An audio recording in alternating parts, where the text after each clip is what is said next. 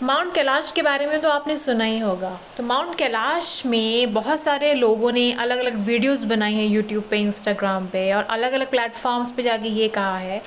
कि जो माउंट कैलाश है वो एक ऐसी स्पिरिचुअल पावर्स के साथ घिरा हुआ है जहाँ पे आप जाते हैं तो विद इन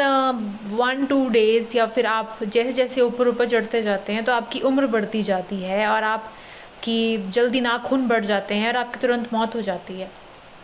तो क्या ये मिथ है या तो फिर ये इसमें सच्चाई है? और कुछ तो प्लेटफॉर्म्स में ये भी कहा गया है कि वहाँ पे कोई सीढ़ियाँ हैं जो आपको किसी और लोक तक लेके जाती हैं, और कुछ लोग तो ये कहते हैं कि अलग अलग लोक हैं जहाँ पे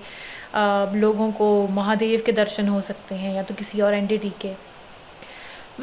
कैलाश के बाद ये है कि वहाँ पे दो जो झीलें हैं, एक तो राक्षस तल और एक मानसरोवर, जहाँ पे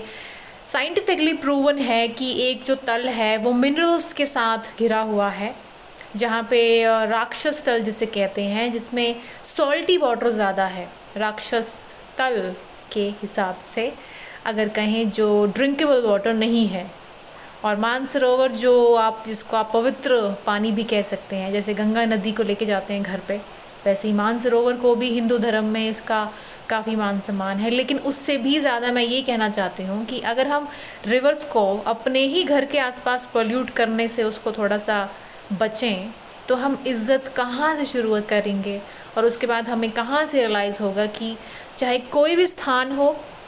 माउंट कैलाश हो या फिर कोई भी एक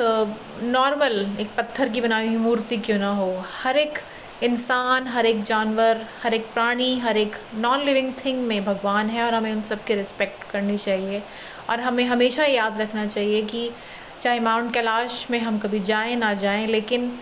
क्या हमें इन मिथ से, क्या हमें इन चीज़ों से बचना चाहिए या नहीं। तो आप मुझे प्लीज़ बताइए कमेंट करके कि आपको इस वीडियो में क्या लगा, और आपको कुछ लगा भी कि ये कि सच में यह मिथ है या सच है,